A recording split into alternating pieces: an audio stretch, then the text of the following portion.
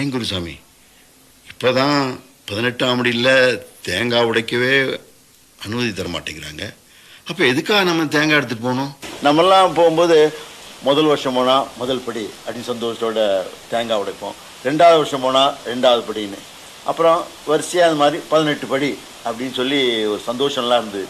இப்போது நமக்கு அந்த மாதிரி வசதியெல்லாம் இல்லாமல் போச்சு. இதை பற்றி நீங்கள் என்ன நினைக்கிறீங்க?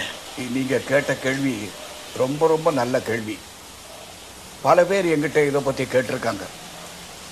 அதாவது இப்போ என்னன்னா, 18ஆம் படியில் தேங்காய் உடைக்க விடுறதில்லை.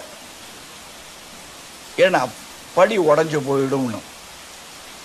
கோடிக்கணக்கான தேங்காய்கள் உடைபட்டு ஏற்கனவே இருந்த கருங்கல் படி உடைஞ்சு போயிடுச்சு. எனக்கு தெரிஞ்சு அதில் ஒரு 2ஓ 3ஓ படிக்கட்டு தான் ஓரளவு கால் வைக்கக்கூடிய அளவில் இருந்தது. பாக்கி படிக்கட்டெல்லாம் இப்போ நீங்கள் 10வது படியில் ஏறும்போது கால் வழிக்கு 9வது படி 8வது படி வரைக்கும் போயிடும். அந்த நிலைமையிலே தான் அந்த தேவசங்காரங்க கவச்சத்தை போட்டாங்க.